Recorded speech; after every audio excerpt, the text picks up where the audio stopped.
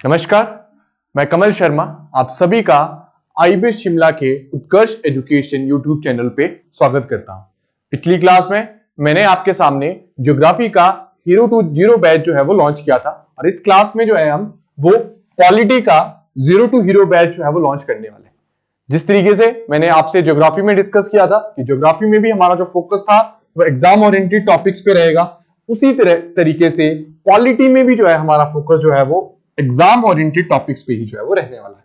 ये एक एक्सक्लूसिव जो है वो जीरो टू हीरो बैच आपके लिए लाया गया है ताकि आपकी अगर आप तैयारी जो है वो स्क्रैच से भी स्टार्ट करना चाहें तो उसमें भी जो है हम आपकी मदद जो है वो कर सके।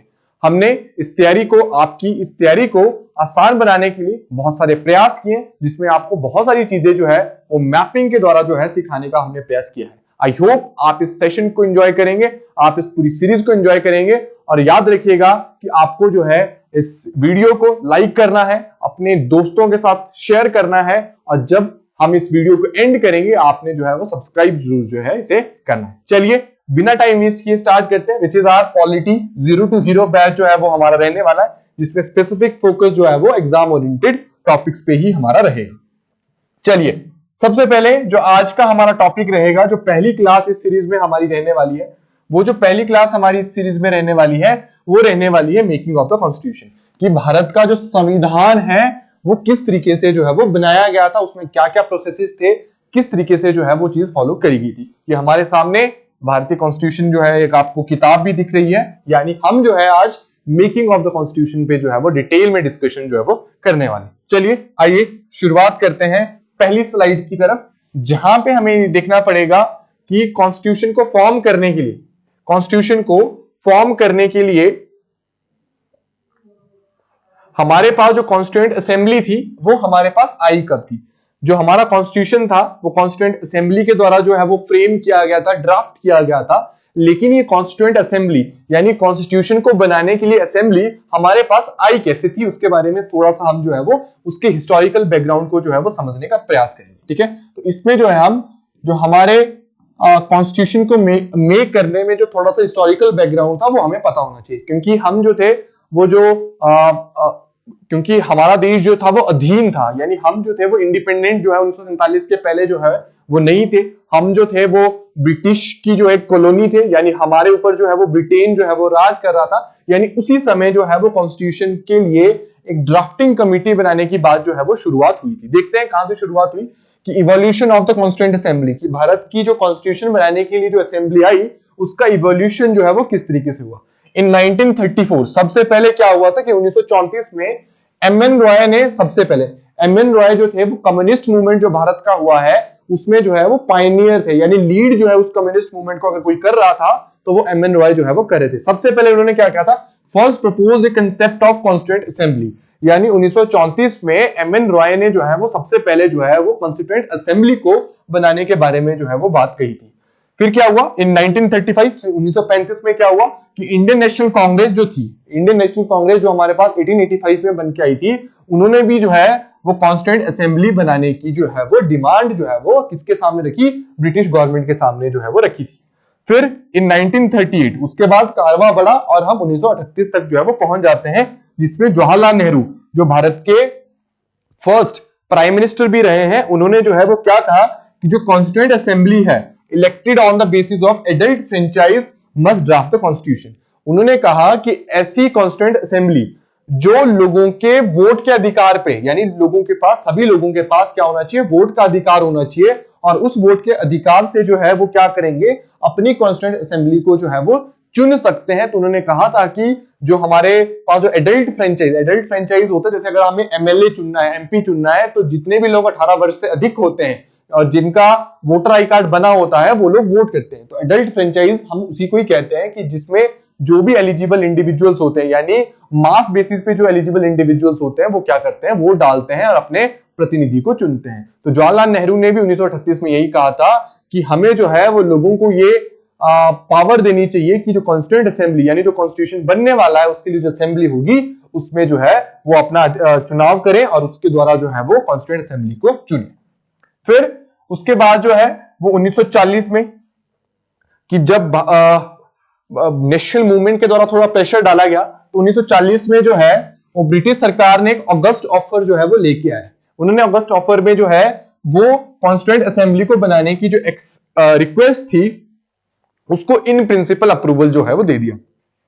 ठीक है, तो अगर आप देखें तो अगस्त ऑफर में जो है सबसे पहले जो है वो ब्रिटिश गवर्नमेंट ने इन प्रिंसिपल जो अप्रूवल है वो कॉन्स्टिट्यूएंट असेंबली को देने की बात कही गई, लेकिन इसमें जो है वो कॉन्स्टिट्यूएंट असेंबली नहीं बन पाई। वो इसलिए नहीं बन पाई क्योंकि अगस्त ऑफर के बहुत सारे ऐसे पॉइंट्स थे जो भारत में जो नेशनल मूवमेंट चल रहा था, जो भारत के लोग थे, उन्हें जो है वो पसंद नहीं थे। जिसमें सबसे इंपॉर्टेंट था कि डोमिनियन स्टेटस देने की बात जो है वो भारत को की जा रही थी, यानी भारत आजाद तो नहीं होगा लेकिन एक ब्रिटिश कॉलोनी का ही पार्ट बन के जो है वो रहेगा। तो इस तरीके की जो डिमांड थी वो भारत के लोगों को, भारत की मूवमेंट को जो लीड कर रहे थे उन लोगों को जो है वो बिल्कुल भी पसंद नहीं थी। इसलिए डिस्पाइट कि अगस्त ऑफर ने सबसे पहले जो है कॉन्स्टिट्यूएंट असेंबली को इन प्रिंसिपल अप्रूवल दिया, लेकिन इसमें जो है वो कॉन्स्टिट्यूएंट असेंबली नहीं बन पाई थी।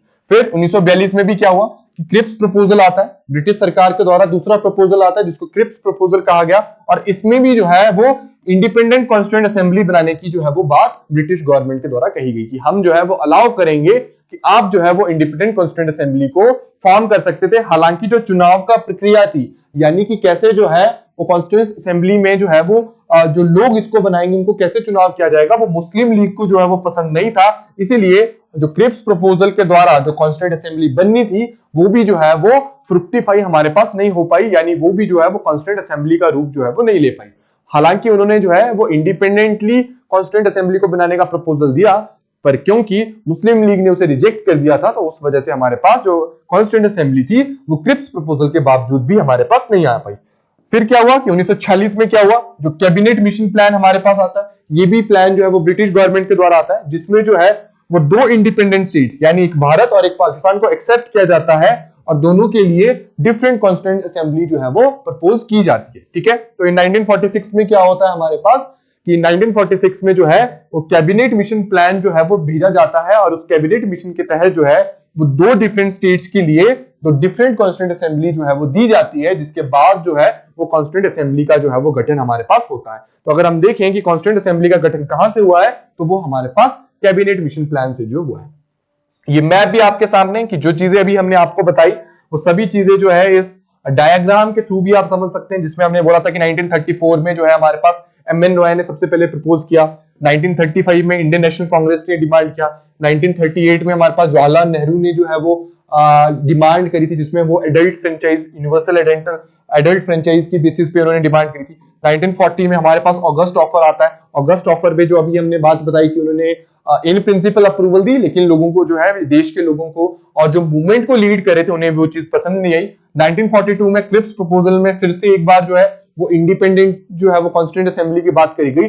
हालांकि जो चयन की प्रक्रिया थी उसको मुस्लिम लीग ने इसे रिजेक्ट कर लिया, जिस वजह से हमारे पास कॉन्स्टिट्यूएंट असेंबली जो है वो क्रिप्स प्रपोजल के बाद भी नहीं बनी, लेकिन लास्ट में जो है वो कैबिनेट मिशन प्लान के तहत बनी, जिसमें दो इंडिपेंडेंट स्टेट और उनकी दो डिस्टिंक्ट कॉन्स्टिट्यूएंट असेंबली के बारे में बात जो है हमारे सामने जो है करी गई थी। उसके बाद जो है हमारे पास जो असेंबली जो है जो कॉन्स्टिट्यूएंट असेंबली आती है वो आती है। बढ़ते हैं अपने नेक्स्ट स्लाइड की तरफ, जो हम देखेंगे कि जो एक टाइमलाइन थी जो कॉन्स्टिट्यूएंट असेंबली हमारे पास फॉर्म हुई और जो ये कॉन्स्टिट्यूशन बना, क्या क्या प्रक्रिया से बना, वो सभी चीजें हमारे पास आती है। कि सबसे पहले आता है 6 दिसंबर 1946। सबसे पहले हमारे पास आता है 6 दिसंबर 1946 हमारे पास आता है, जिसमें इस 6 दिसंबर 1946 में जो है वो पहली बार जो है वो कॉन्स्टिट्यूएंट असेंबली जो है वो फॉर्म की जाती है। ठीक है, 6 दिसंबर 1946 को जो है वो भारत की कॉन्स्टिट्यूएंट असेंबली यानी कॉन्स्टिट्यूशन को ड्राफ्ट करने के लिए असेंबली जो है वो फ्रेम की जाती है। अब 9 दिसंबर 1946 को, यानी 6 दिसंबर 1946 को जो है कॉन्स्टिट्यूएंट असेंबली फॉर्म होती है, 9 दिसंबर को जो है इनकी पहली मीटिंग जो है वो होती है। The first meeting was held in the constitution hall of the central hall of the parliament. ठीक है, जो भारत की जो पहली जो मीटिंग होती है वो 9 दिसंबर 1946 को होती है, और वो जो है कॉन्स्टिट्यूशन हॉल में होती है, जो आज के समय में सेंट्रल हॉल था पार्लियामेंट हाउस का, जो ओल्ड पार्लियामेंट थी उसका वो सेंट्रल हॉल था। और जो पहले पर्सन जिन्होंने कॉन्स्टिट्यूएंट असेंबली को एड्रेस किया था वो थे जेबी कृपलानी, यानी जेबी कृपलानी जी ने सबसे पहले जो है वो कॉन्स्टिट्यूएंट असेंबली को जो है वो एड्रेस किया था, और इसकी पहली मीटिंग जो है वो 9 दिसंबर 1946 को जो है वो कॉन्स्टिट्यूशन हॉल में हुई थी, जिसे जो बाद में जो है वो सेंट्रल हॉल ऑफ पार्लियामेंट का नाम भी जो है वो दिया गया था। फिर आता है 13 दिसंबर 1946, जिसमें जवाहरलाल नेहरू जी जो है वो ऑब्जेक्टिव रेजोल्यूशन जो है वो क्या करते हैं, प्रेजेंट करते हैं कि हमारा जो कॉन्स्टिट्यूशन होगा उसके स्पेसिफिक ऑब्जेक्टिव क्या होंगे, इसे जो है वो क्या करते हैं, जो है वो कॉन्स्टिट्यूएंट असेंबली के सामने जो है वो प्रेजेंट करते हैं। और उसके बाद क्या होता है कि जो ऑब्जेक्टिव रेजोल्यूशन के साथ जो प्रिंसिपल जुड़े हुए थे वो बाद में प्रियम्बल जो है भारत का, उसके यानी कॉन्स्टिट्यूशन का जो प्रियम्बल है उसका पार्ट जो है वो बन जाते हैं। ठीक है, तो 13 दिसंबर 1946 को जो है वो जवाहरलाल नेहरू जी ऑब्जेक्टिव रेजोल्यूशन जो है वो प्रेजेंट करते। वो ऑब्जेक्टिव रेजोल्यूशन की किन बेसिस पे जो है वो हमारा कॉन्स्टिट्यूशन जो है वो बनेगा, क्या उसके ऑब्जेक्टिव्स रहेंगे, क्या उसके प्रिंसिपल रहेंगे, और ये प्रिंसिपल जो है वो बाद में कॉन्स्टिट्यूशन के प्रियम्बल का पार्ट जो है वो बन जाते हैं। समय आता है 11 दिसंबर 1946 को। 11 दिसंबर 1946 को जो है वो कॉन्स्टिट्यूएंट असेंबली के जो प्रेसिडेंट हैं उन किसको अपॉइंट किया जाता है, राजेंद्र प्रसाद जी को जो है वो कॉन्स्टिट्यूएंट असेंबली के जो है वो प्रेसिडेंट अपॉइंट होते हैं। और वाइस चेयरमैन जो होते हैं वो होते हैं हमारे पास एच.सी. मुखर्जी जो है हमारे पास इसके क्या होते हैं, हमारे पास इसके वाइस प्रेसिडेंट होते हैं। तो राजेंद्र प्रसाद प्रेसिडेंट होते हैं और एच.सी. मुखर्जी जो है हमारे पास वाइस प्रेसिडेंट होते हैं। और जो इस कॉन्स्टिट्यूएंट असेंबली के जो लीगल एडवाइजर थे वो कौन थे, बी.एन. राव जो थे वो हमारे पास इसके लीगल एडवाइजर जो थे, यानी जो कॉन्स्टिट्यूएंट असेंबली थी उनको लीगल बेसिस पे जो एडवाइस कर रहा था वो कौन कर रहा था, बी.एन. राव जो उनको एडवाइस कर रहे थे। प्रेसिडेंट जो थे राजेंद्र प्रसाद थे, वाइस प्रेसिडेंट जो थे हमारे पास एच.सी. मुखर्जी थे। अब क्या होता है कि 22 जनवरी 1947 में आता है जिसमें ऑब्जेक्टिव रेजोल्यूशन को जो है वो यूनानिमसली अडॉप्ट कर लिया जाता है, यानी जो जवाहरलाल नेहरू ने जो ऑब्जेक्टिव रेजोल्यूशन प्रेजेंट किए थे उसको जो है वो यूनानिमसली यानी एक मत के द्वारा जो है वो एक्सेप्ट जो है वो कर लिया जाता है। हम पहुंचते हैं 22 जुलाई 1947 में जहां पे भारत का जो नेशनल फ्लैग है वो अडॉप्ट किया जाता है। ठीक है, 22 जुलाई 1947 को जो है वो भारत का नेशनल फ्लैग जो है वो तिरंगा जो है वो अडॉप्ट किया जाता है। हम पहुंचते हैं 29 अगस्त 1947 यानी 29 अगस्त 1947 पे हम पहुंचते हैं जिसमें ड्राफ्टिंग कमेटी जो है वो अपॉइंट की जाती है और उनके जो चेयरमैन होते हैं वो भीमराव अंबेडकर जी यानी डॉक्टर बी.आर. अंबेडकर जो है उसके चेयरमैन होते हैं। यानी कॉन्स्टिट्यूशन को ड्राफ्ट करने की जिम्मेवारी जो है वो ड्राफ्टिंग कमेटी को दी जाती है और उनको जो लीड कर रहे होते हैं वो हमारे पास बी.आर. अंबेडकर जी जो है वो होते हैं। 15 अगस्त 1947 का समय आता है, भारत ने जो है कंप्लीट इंडिपेंडेंस जो है वो अचीव कर ली थी और इंडिया जो है वो दो भागों में बट गया था, एक तरफ इंडिया था और एक तरफ जो है वो पाकिस्तान जो है हमारे पास फॉर्म होके आता है। फिर हम पहुंचते हैं 16 जुलाई 1948 में। हम पहुंचते हैं 16 जुलाई 1948 में जिसमें जो है वो दो वाइस प्रेसिडेंट जो है वो चुने जाते हैं। एक हमारे पास पहले से एच.सी. मुखर्जी होते हैं और दूसरे जो है वी.टी. कृष्णमाचारी। ठीक है, वी.टी. कृष्णमाचारी जो है हमारे पास वो भी जो है कॉन्स्टिट्यूएंट असेंबली के वाइस प्रेसिडेंट जो है वो चुने जाते हैं। यानी पहले फेज में राजेंद्र प्रसाद और एच.सी. मुखर्जी थे, लेकिन 16 जुलाई 1948 को एच.सी. मुखर्जी के साथ जो है वी.टी. कृष्णमाचारी भी जो है वो कॉन्स्टिट्यूएंट असेंबली के जो है वो वाइस प्रेसिडेंट बन जाते हैं। ठीक है, फिर हम आगे बढ़ते हैं जिसमें हमारे पास 26 नवंबर 1949 का समय आता है जिसमें भारत का जो कॉन्स्टिट्यूशन था उसको पास और एडॉप्ट जो है वो कॉन्स्टिट्यूएंट असेंबली के द्वारा किया गया। 26 नवंबर 1949 ये डेट आपके लिए बहुत महत्वपूर्ण है, आपको इसे नोट डाउन करने की बहुत सख्त जरूरत है क्योंकि ये जो है काफी बार जो है वो पूछा जाता है कि कब जो है कॉन्स्टिट्यूशन ऑफ इंडिया को एडॉप्ट किया गया या पास किया गया। तो भारत के जो संविधान था उसको पास और एडॉप्ट जो किया गया असेंबली के द्वारा वो 26 नवंबर 1949 को जो है वो किया गया। हम बढ़ते हैं 26 जनवरी 1950 को जिसपे आप सभी जानते होंगे कि हमारा रिपब्लिक डे के रूप में भी हम 26 जनवरी को जो है वो मनाते हैं। इस दिन जो है भारत का कॉन्स्टिट्यूशन जो है वो फोर्स में जो है वो आ गया था, यानी शुरुआत जो है या इंप्लीमेंटेशन जो थी भारत के कॉन्स्टिट्यूशन से वो फोर्स में कब आता है, 26 जनवरी 1950 को आता है। तो उसको पास और एडॉप्ट जो है 26 नवंबर को किया जाता है, जबकि उसको इंप्लीमेंट जो है या उसके फोर्स में जो लाने की बात है वो 26 जनवरी 1950 में जो है वो होता है। इस कॉन्स्टिट्यूशन को बनाने में 2 वर्ष 11 महीने और 18 दिन का जो है वो समय लगता है, जिसपे जो खर्चा आता है वो 6.4 मिलियन यानी 64 लाख का जो है वो हमारे पास खर्चा इसका आता है। ठीक है, तो 26 जनवरी 1950 को भारत का जो संविधान था उसको वो फोर्स में आता है। 2 वर्ष 11 महीने 18 दिन इसको बनाने में लगते हैं और 6.4 मिलियन यानी 64 लाख जो इस पे खर्च होते हैं।